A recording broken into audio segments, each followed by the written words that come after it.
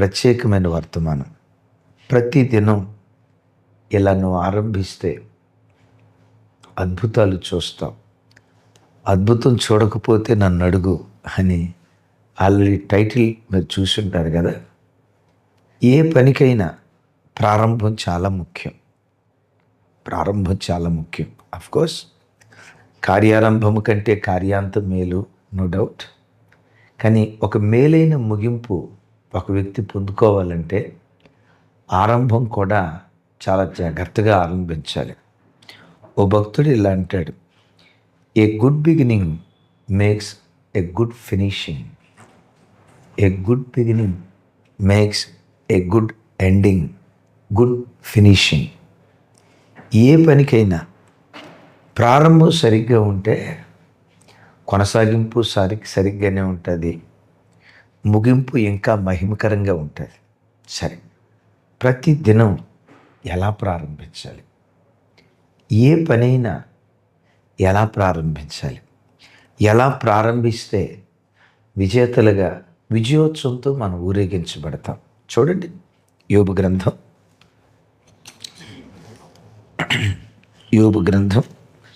29వ అధ్యాయం 24, 25 వచనాలు. నా ముఖ ప్రకాశం లేకుండా వారేమీ చేయరేరి, నేను వారికి పెద్దనై కూర్చుండి వారికి మార్గములు ఏర్పరిచితిని. శానలో రాజు వలెను, దుఃఖించు వారిని ఓదార్చు వాని వలెను నేనుంటిని. యోబు గారికి ఆ కాలంలో యోబుతో ఉన్న ప్రజలందరికీ ఉన్న బంధం చూడండి. ఆ ప్రజలట యోబు ముఖ ప్రకాశం లేకుండా వాళ్ళు ఏమీ చేయరట. ఏదైనా ఒక పని ప్రారంభించేటప్పుడు యోబు ముఖ దర్శనం చేసుకొని ఆ తర్వాతి పని ప్రారంభించేవాళ్ళట. నేనంట దేవుని చేత ఆశీర్వదించబడిన యోబుకే ఆ ప్రజలు అంత ప్రాధాన్యత ఇచ్చినప్పుడు యోబు ఆరాధించే దేవునికి మనం ఇంకెంత ప్రాధాన్యత ఇవ్వాలి? క్రైస్తవ జన్మ ఆ కాలంలో ఉన్న ప్రజలను గూర్చి యోబు ఇస్తున్న సాక్ష్యం, ఈ ప్రజలు నా ముఖ ప్రకాశం లేకుండా మరేమీ చేయరేరి. కృపగల దేవుడు నిన్ను గూర్చి సాక్ష్యం చెప్పాలి. ఏవనో తెలుసా? ఈ కుటుంబీకులు ప్రతి అరుణోదయపు దినం నా ముఖ ప్రకాశం చేసుకోకుండా, నా ముఖ దర్శనం చేసుకోకుండా వారు ఏ పని ప్రారంభించరండి. వంట పని ప్రారంభించే ముందు, పిల్లలకి టిఫిన్ కార్యక్రమం ప్రారంభించే ముందు, ఉదయకాలపు వాళ్ళ దినచర్య ప్రారంభించే ముందు నా ముఖ దర్శనం చేసుకోకుండా ఈ కుటుంబీకులు ఏ పని చేయరండి అని. చెల్లి, తమ్ముడు, నిన్ను గూర్చి దేవుడి మాట అనగలడా? ఒకసారి నా వైపు చూడు. నిన్ను గూర్చి, నీ కుటుంబాన్ని గూర్చి దేవుడి మాట అనగలడా? ఈ కుటుంబీకులు నా ముఖ దర్శనం చేసుకోకుండా, ఉదయకాలం కంఠధ్వని నాకు వినిపించకుండా, అరుణోదయ ప్రార్థన నా సన్నిధిలో చేసుకోకుండా వీళ్ళ దినచర్య ప్రారంభించరండి అని నిన్ను గూర్చి కూడా దేవుడి మాట అంటే ఎంత బాగుండో కదా. ఒట్టి ఉదయమే కాదు, ఏ పని ప్రారంభించే ముందైనా, ఓ ఇల్లు కట్టాలన్నా, పిల్లల వివాహం చేయాలన్నా, ఓ పని ప్రారంభించాలన్నా మొట్టమొదట దేవుని ముఖదర్శనం చేసి, నా ముఖదర్శనం చేసిన తర్వాతే వేరే ఏ పైన ప్రారంభిస్తారు అని నిన్ను గూర్చి, నన్ను గూర్చి దేవుడి మాట అంటే వాహ్, ఎంత బాగుంటుందో కదా. సరే, యోబు ముఖ ప్రకాశం చేసుకునే వాళ్ళు ఏ పనైనా ప్రారంభిస్తారట. అలా యోబు ముఖ ప్రకాశం, ముఖ దర్శనం చేసుకొని పని ప్రారంభించడాన్ని బట్టి వాళ్ళ మధ్యలో యోబు, నేను పెద్దనై వాళ్లకు మార్గములు ఏర్పరిచితిని. రెండవది, శానలో రాజు వలె.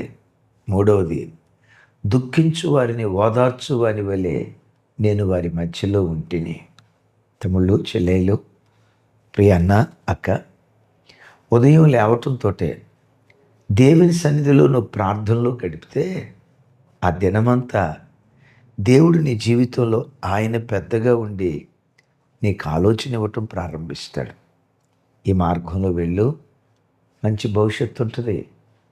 ఈ మార్గంలో వెళ్ళొద్దు, నష్టపోతావు. ఈ ఈ ఈ మార్గం నీకు ప్రమాదకరమైంది, ఇటు వెళ్ళొద్దు, ఇదిగో ఇలాంటి నిర్ణయం తీసుకో అని దేవుడు నీ ఆలోచనకర్తై ఆయన నీ బ్రతుకులో పెద్దగా ఉండి నిన్ను నడిపించడం ప్రారంభిస్తాడు. ఓ ఖరీదైన మాట చెప్తా తమ్ముడు, చెల్లి, నీ జీవితంలో 99 మంచి నిర్ణయాలు తీసుకున్నా ఆ 99 మంచి నిర్ణయాలు కొన్నిసార్లు నీ జీవితాన్ని కట్టకపోవచ్చు. తీసుకునే ఒక్క చిన్న తప్పుడు నిర్ణయం, మరలా చెప్తున్నా, నీవు తీసుకునే ఒక చిన్న తప్పుడు నిర్ణయం నీ బంగారు భవిష్యత్తును పతనం చేస్తుంది. 99 మంచి నిర్ణయాలు తీసుకొని ఉండొచ్చు, కానీ ఒక చిన్న తప్పుడు నిర్ణయం నీ మ్యారేజ్ దగ్గర, ఓ చిన్న తప్పుడు నిర్ణయం నువ్వు కోర్స్ సెలెక్ట్ చేసుకునే విషయంలోనూ, ఓ చిన్న తప్పుడు నిర్ణయం, ఒక చిన్న తప్పుడు నిర్ణయం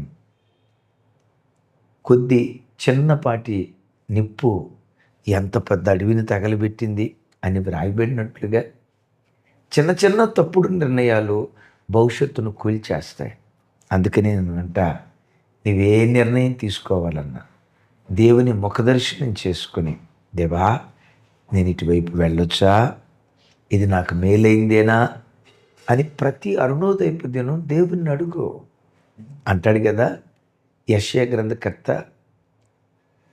ప్రతి దినం వినుబుద్ధి దేవుడు నాకు దయచేసి ఉన్నాడు అని యెషయా గ్రంథంలో ఉంటుంది ఈ మాట.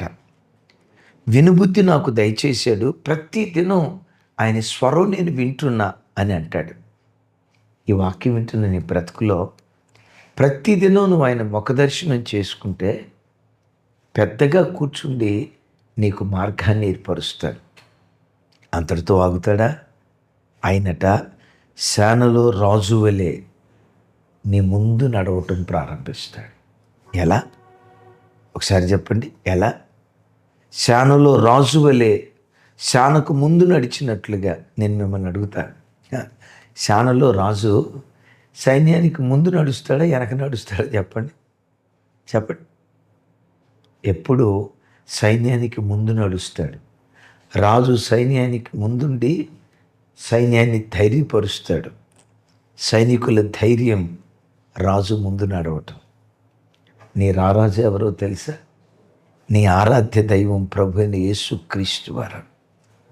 ఉదయం లేవటంతో ఆయన ముఖదర్శనం నువ్వు చేస్తే నీకంటే ముందుగా ఆయన నడుచుకుంటూ వెళ్ళటం నీ ముందు నడుస్తాడు ఆయన. కొంతమంది ఉంటారు, మేము వెనక మేము ఉంటాం బ్రదరో, మీరు ముందుకు వెళ్ళిపోండి, మీ వెనక మేము ఉంటాం, సపోర్ట్ ఉంటాం. వెనక ఉంటారు, నిజమే. ఆ వెనకుండి గోతులు దవ్వుతారు, ఇంకేం చేస్తారో మనకు అర్థం కాదు. మేము వెనకుంటాం బ్రదరో అంటారు. నీ దేవుడు ఎవరో తెలుసా? నీ వెనక ఉండే దేవుడు, నీ చుట్టూతూ ఉండే దేవుడు, మరి విశేషంగా నీకు ముందు నడిచే దేవుడు, నీకు ముందు నడిచే దేవుడు. తమ్ముడు, ఒకసారి చూడు, ప్రతి దినం, ప్రత్యేకంగా ఈ దినం దేవుడు నీ ముందు నడుచునుగాక. దేవుడు మన ముందు నడవాలంటే ఉదయం లేవటంతో మనం చేయాల్సిన మొట్టమొదటి పని ఆయన ముఖదర్శనం చేసుకోవాలి. ఏ పని ప్రారంభించేటప్పుడైనా దేవుని ముఖదర్శనం చేసుకొని ఆ తర్వాత మనం పని ప్రారంభించాలి.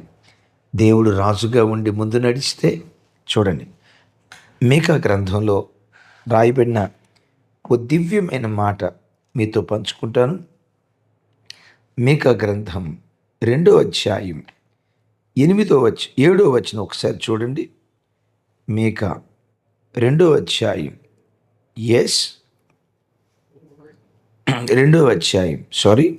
13వ వచనం.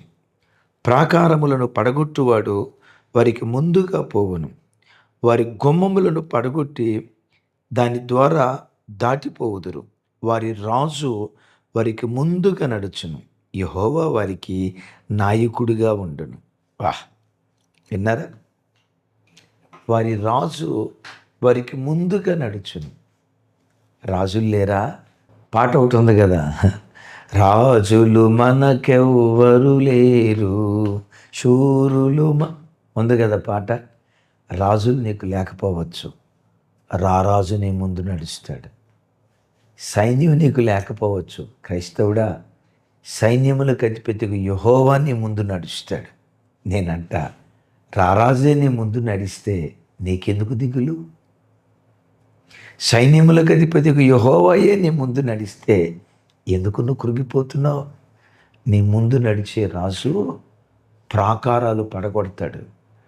ఎస్, ప్రాకారాలు పడగొడతాడు ఆయన.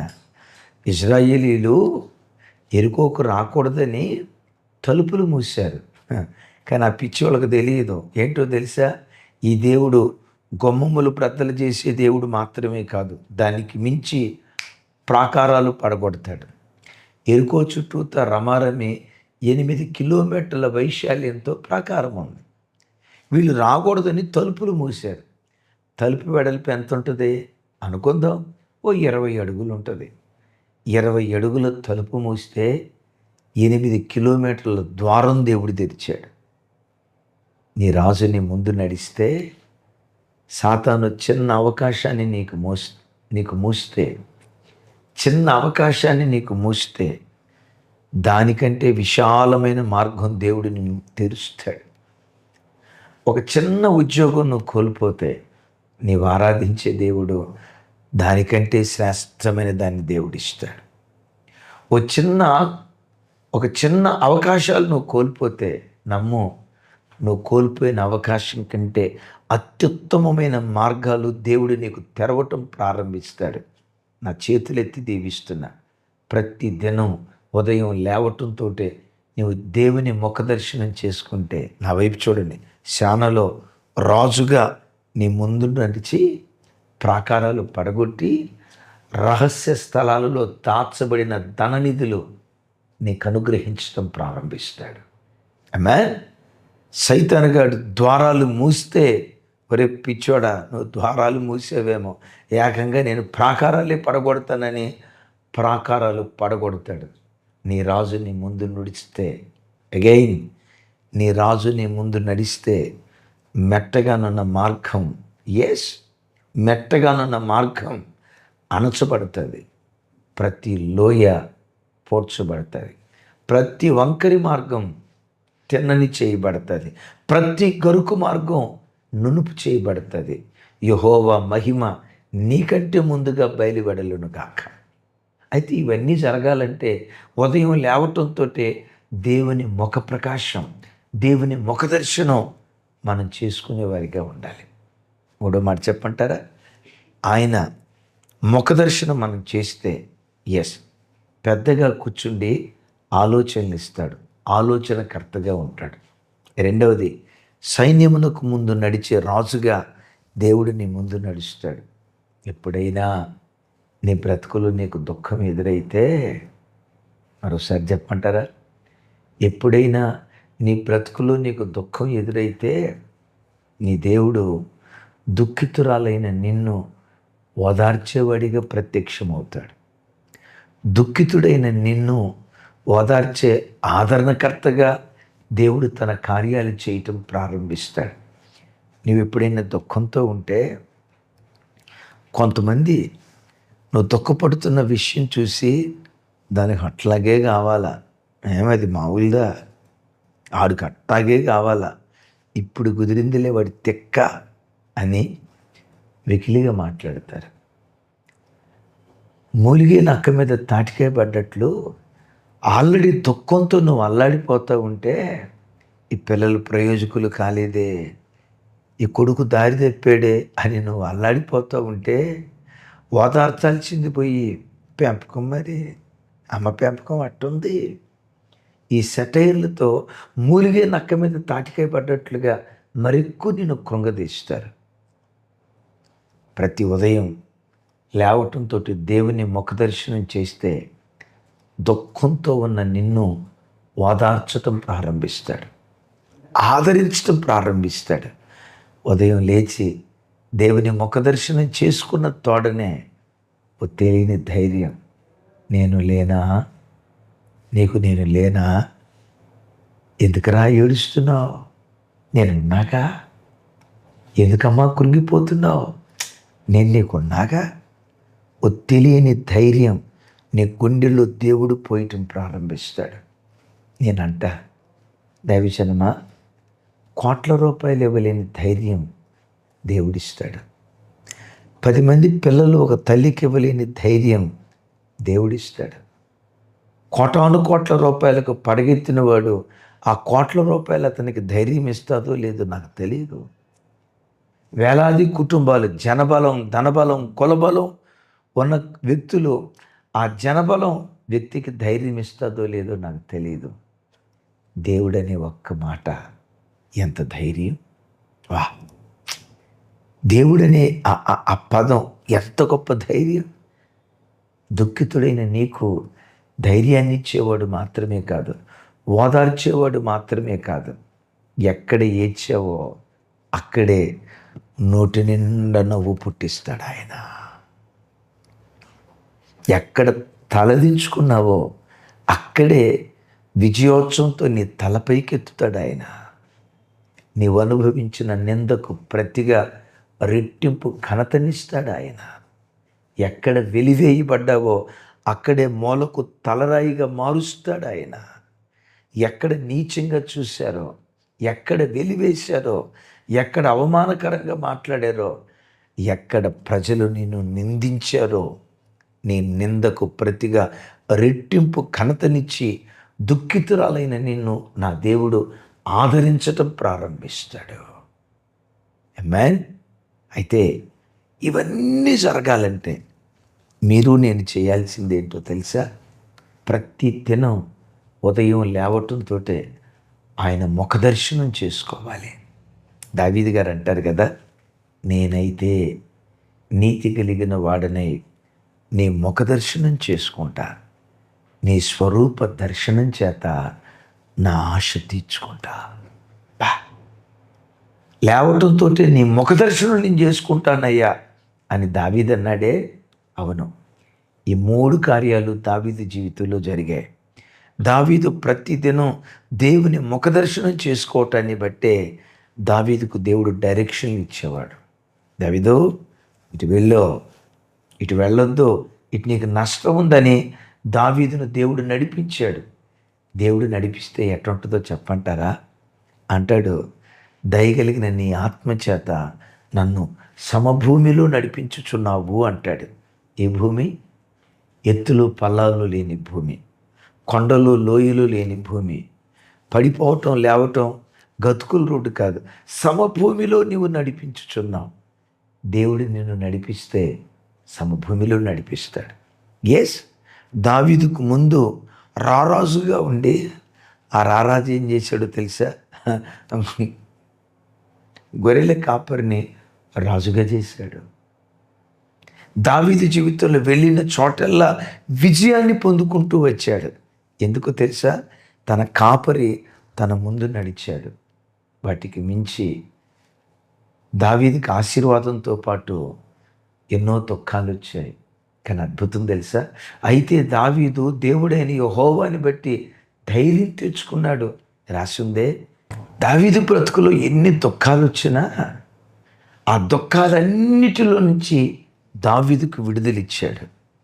దావీదు జీవితంలో ఎదురైన ప్రతి శోధన నుంచి దేవుడు తప్పిస్తూ వచ్చాడు.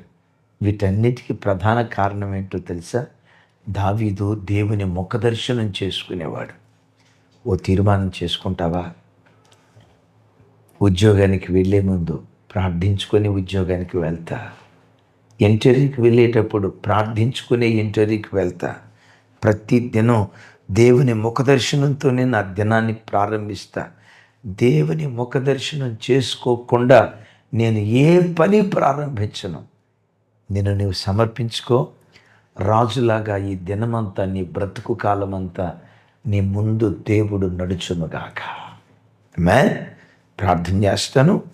ప్రత్యేకంగా ఎగ్జామ్స్ రాయబోయే పిల్లలు, మన పిల్లలు ఉంటే కింద కామెంట్ బాక్స్లో వారు చదివే క్లాస్, వారి పేరు, రాయబోయే ఎగ్జామ్ కింద కామెంట్ బాక్స్లో రాయండి. ప్రతి పెట్ట పేరు ప్రింట్అవుట్ తీసి తప్పకుండా గొలుసు ప్రార్థనలో ప్రార్థన చేయిస్తాం. ప్రార్థన. సర్వశక్తి గల తండ్రి, మాతో మీరు మాట్లాడిన శ్రేష్టమైన మీ మాటలకై వందనాలు. ప్రత్యేకంగా ఎగ్జామ్స్ రాయబోతున్న పిల్లల కొరకు ప్రార్థిస్తున్నాను. గొప్ప విజయాన్ని బిడ్డలకు దయచేయి అయ్యా. మా పిల్లలు శిరస్సుగా ఉండాలి, తలగా ఉండాలి, పైవారిగా ఉండాలి. నీ పేరు పెట్టబడిన నీ పిల్లల్లో ఎవ్వరూ కూడా తోకగా ఉండకూడదయ్యా.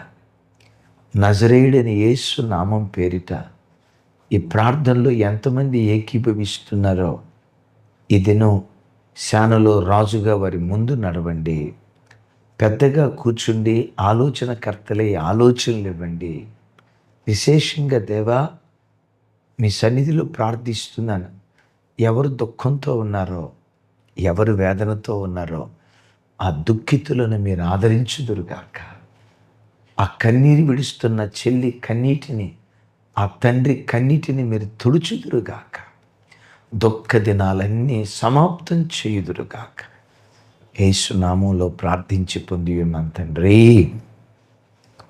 తండ్రి అయిన దేవుని ప్రేమ, కుమారుడైన యేసుక్రీస్తు వారి దివ్య కృప, పరిశుద్ధాత్మ దేవుని సహవాసం మనకు సకల పరిశుద్ధులకు సదా తోడయుండి నడిపించునుగాక.